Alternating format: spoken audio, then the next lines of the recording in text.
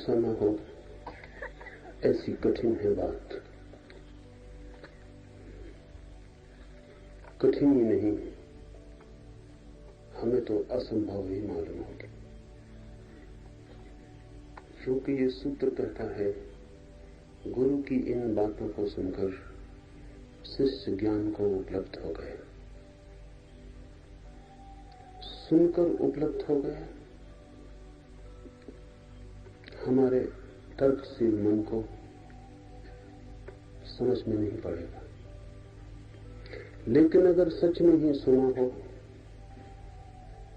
तो असंभव नहीं है। अगर श्रवण किया हो तो असंभव नहीं है। चूंकि हमें श्रवण आता नहीं, इसलिए बात असंभव मालूम पड़ती। सुनकर शिष्य ज्ञान को उपलब्ध हो गए,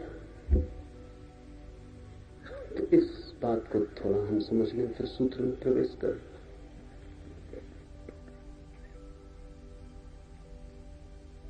जिस युग में उपनिषद निर्मित हुए, उस युग में और आज के युग में एक बुनियादी फर्क है, और इसलिए उपनिषद की घटना आज के लिए अघट मालूम होती। जिन दिनों में उपनिषद जन्मे, निर्मित हुए, उन दिनों मन का आधार थी श्रद्धा। आज मन का आधार है संदेह। उन दिनों श्रद्धा ऐसे ही सहज थी जैसे आज संदेह सहज। मन में एक क्रांतिकारी अंतर हुआ है। विज्ञान के जन्म के साथ ही संदेह प्रतिष्ठित हुआ। क्यों? क्योंकि विज्ञान का जन्म संदेह से हुआ। विज्ञान करता है संदेह। सम्यक संदेह विज्ञान का सूत्र है, राइट डाउट। ठीक से संदेह करेंगे तो ही विज्ञान विकसित होता है। संदेह करते चले जाएंगे तो ही विज्ञान के तथ्य उपलब्ध होते हैं। संदेह विज्ञान के खोज की प्रक्रिया है। और जब विज्ञान प्रतिष्ठित होने लगा और जब विज्ञान की खोजें आदमी के उपयोग में आने लगी, और जब छोटी सी सुई से लेकर एटम बॉम्ब तक विज्ञान का फैलाव हो गया और आदमी बिना विज्ञान के जीने में असमर्थ हो गया, और जब विज्ञान सब तरफ जीतने लगा, भौतिक जगत में सब तरफ उसकी पताका फहराने लगी, तो स्वभावतः संदेह प्रतिष्ठित हो गया। क्योंकि संदेह से ही जन्मा विज्ञान, और विज्ञान जीता भौतिक जगत में, संदेह प्रतिष्ठित हो गया। आज सारे जगत में जो भी शिक्षा हम देते हैं, वो सभी शिक्षा संदेह की शिक्षा है।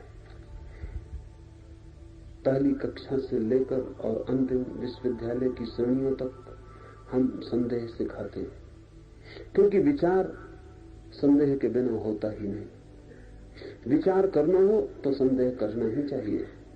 विचार को जितना तीव्र करना हो, उतनी तीव्र संदेह की धार आवश्यक है। तो आधुनिक जगत की सारी संरचना विज्ञान से हुई है। खाते हैं, पीते हैं, उठते हैं, बैठते हैं, चलते हैं, जीते हैं, इस सब में विज्ञान प्रविष्ट हो गया है। और विज्ञान खड़ा है संदेह के आधार पर। इसलिए आज के मन की जो आधारशिला है वो संदेह है। आज कोई चीज चुपचाप मान लेने की नहीं। श्रद्धा आज का शब्द नहीं है। जब उपनिषद रचे गए तो जैसे आज संदेह प्रतिष्ठित है, तब श्रद्धा प्रतिष्ठित थी। जैसे संदेह आधार है विज्ञान का, ऐसे ही श्रद्धा आधार है धर्म की। इसको ठीक से ख्याल में ले लें। जैसे संदेह के बिना विचार नहीं हो सकता, ऐसे ही श्रद्धा के बिना निर्विचार में नहीं आ सकती। संदेह और श्रद्धा विपरीत है। अगर विचार करना है तो ठीक संदेह आना चाहिए, फिर साहस से संदेह करना चाहिए, फिर इंच इंच परख करनी चाहिए, और बिना तर्क को स्वीकृत हुए कोई चीज स्वीकार नहीं करनी चाहिए, जो हो परिणाम। लेकिन तर्क ही तब सहारा है और संदेह ही तब नाव है। अगर विचार में गति पानी है और अंततः अगर विचार से निष्कर्ष लेना है कोई, तो संदेह उपाय है। लेकिन धर्म विचार से संबंध ही नहीं रखता। धर्म का मामला ही उल्टा है। धर्म कहता है निर्विचार होना है। क्योंकि निर्विचार होना है इसलिए संदेह की कोई जगह नहीं रह जाती। निर्विचार होना है तो संदेह का कोई उपाय ही नहीं है। ये नाव काम की नहीं है। अगर निर्विचार होना है तो संदेह से उल्टी चीज काम की होगी, क्योंकि संदेह विचार का आधार है। श्रद्धा है संदेह से विपरीत। स्वीकार, मान लेना, ट्रस्ट, भरोसा।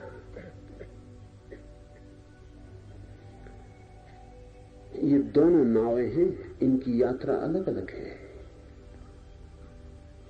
किसी को वैज्ञानिक बनना हो तो श्रद्धा से नहीं बन सकता, और किसी को धार्मिक बनना हो तो श्रद्धा के बिना नहीं बन सकता। जैसे आज विज्ञान सफल हुआ है और सब तरफ जीवन पर आच्छादित हो गया, ऐसा ही उन दिनों धर्म सफल था और जीवन के रोए रोए पोर पोर में समाविष्ट था।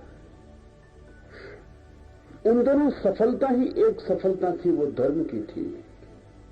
कोई आदमी उन दिनों कितना ही बड़ा वैज्ञानिक हो जाता तो भी लोगों के लिए वो पाने योग्य स्थिति न मालूम होती। उन दिनों पाने योग्य स्थिति थी किसी बुद्ध की, किसी कृष्ण की, किसी अंगिरस की, किसी रैक्व की। उस दिन पाने योग्य स्थिति थी। उस दिन हमने उन लोगों को देखा था जैसे आज विज्ञान अपने चरम शिखर पर खड़ा है, ऐसा हमने उन दिनों धर्म को अपने चरम शिखर पर देखा। विज्ञान जब शिखर पर होता है तो वस्तुएं बढ़ जाती हैं,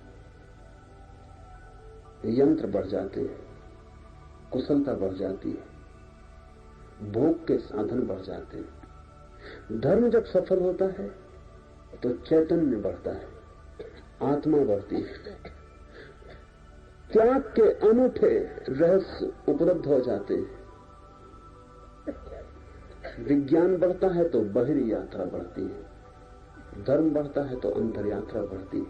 ये बिल्कुल विपरीत है, उनकी दिशाएं प्रतिकूल है।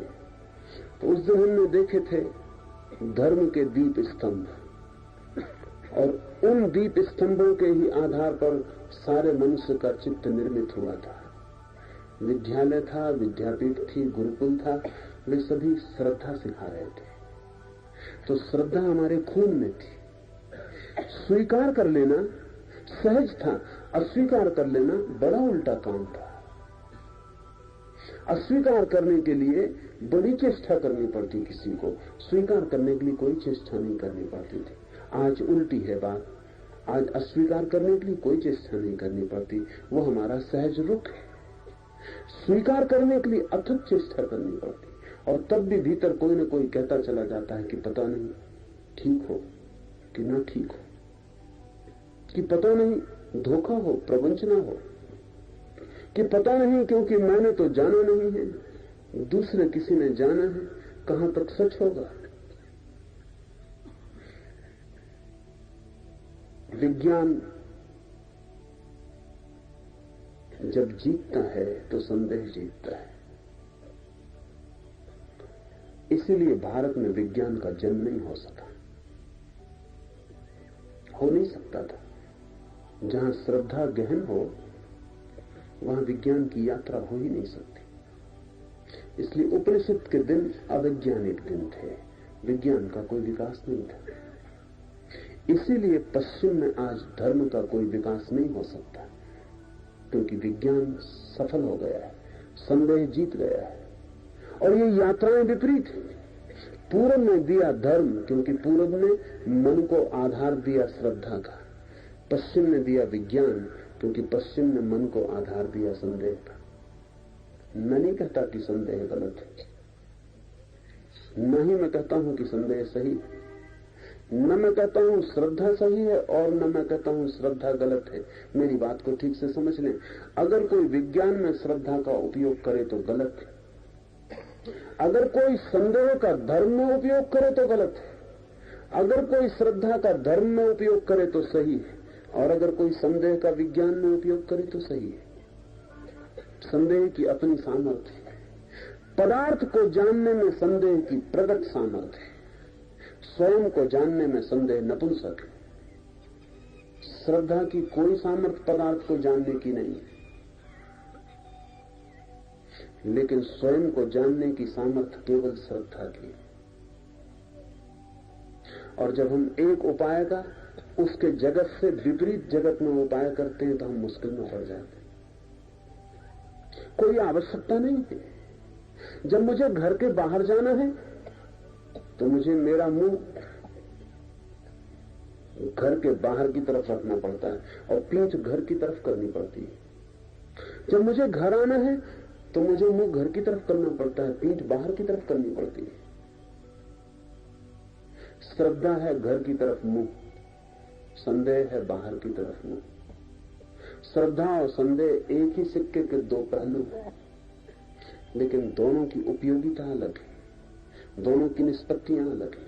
और जिसने इन दोनों में भ्रम किया वो कठिनाई में पड़ जाता है। जिन दिनों उपनिषद रचे गए उन दिनों श्रद्धा थी आधार। जो सुना जाता था वो सीधा आत्मसात हो जाता।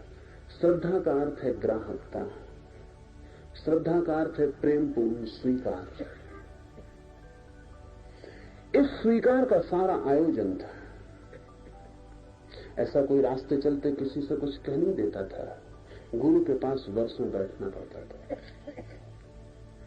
गुरु को वर्षों तक पीना पड़ता था, गुरु के साथ वर्षों तक जीना पड़ता था।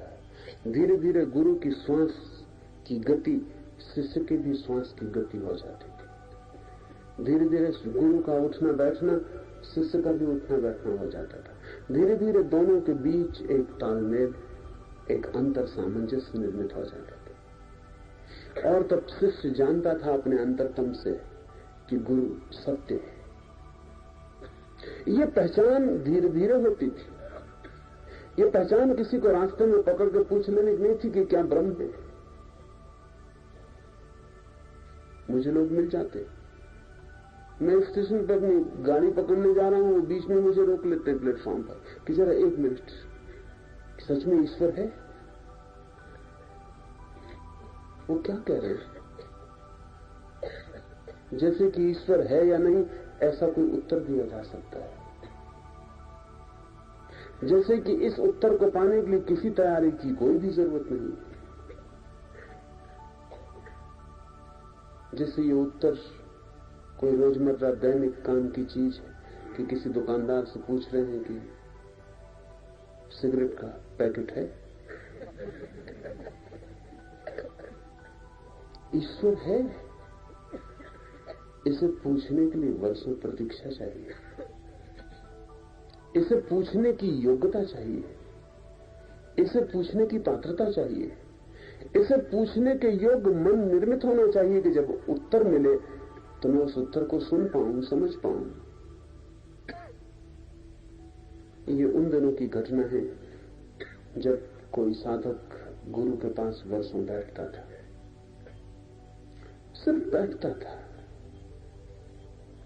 देखता था गुरु को। कुछ गुरु बोलता तो सुनता था, पूछता नहीं था। पूछता तो तभी था जब उसे लगता है कि अब गुरु से एक तालमेल बन गया, एक अंतर संबंध निर्मित हुआ, एक सेतु निर्मित हो गया है। और अब गुरु जो भी कहेगा वो मेरे कान तक नहीं रुक जाएगा, मेरे हृदय तक उतर जाएगा। जब तक गुरु के हृदय से हृदय का जोड़ न बन जाए तब तक कोई बात कहने का अर्थ नहीं। ऐसे क्षण में कहा गया होगा ये उपनिषद। इसलिए सूत्र कहता है कि गुरु की इन बातों को सुनकर शिष्य ज्ञान को उपलब्ध हो गया। सुनकर, साधा कुछ भी नहीं।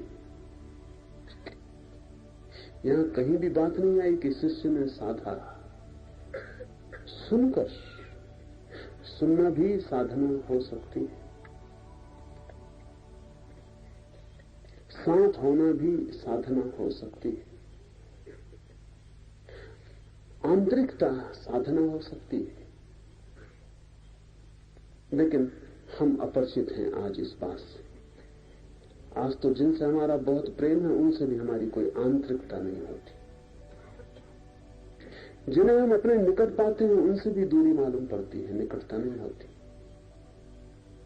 आज प्रत्येक व्यक्ति अपने अपने में बंद हो गया है। हो जाने का कारण संदेह। जिसके प्रति संदेह हो उसके साथ आंतरिकता कैसे निर्मित होगी? जिसके साथ कोई संदेह न हो उसी के साथ आंतरिकता निर्मित हो सकती है। संदेह तो द्वार बंद कर लेता है, ताले लगा लेता है अपने भीतर, सुरक्षा की जरूरत हो जाती है। श्रद्धा असुरक्षित है। श्रद्धा कोई सुरक्षा नहीं करती। श्रद्धा का मतलब ही यह है कि गड्ढे में गिरा दोगे तो गिर जाएंगे। तुम गड्ढे में गिरा रहे हो तो गड्ढे में गिरने में जरूर कोई राज होगा। कौन गिरा रहा है ये सवाल है, गड्ढा सवाल नहीं है। अगर गुरु गड्ढे में धक्का दे रहा है तो उपनिषद दिन का शिष्य चरण छू के गड्ढे में गिर जाता। ये सवाल नहीं कि गड्ढा है, ये सवाल है कि कौन गिरा रहा है। जिसे इतना चाहा, जिसकी इतनी आंतरिकता जिससे बनी, वो अगर गड्ढे में गिरा रहा है तो गड्ढे में कोई हित होगा, कोई कल्याण होगा। ये भाव है श्रद्धा। इस भाव से जब कोई चीज सुनी जाती है तो अंतरतम तक उतर जाती है और फिर साधना की कोई जरूरत नहीं रह जाती। साधना वस्तुतः श्रद्धा की कमी को पूरा करने का उपाय। वो जो श्रद्धा नहीं है उसकी जो जगह खाली है उसे साधना से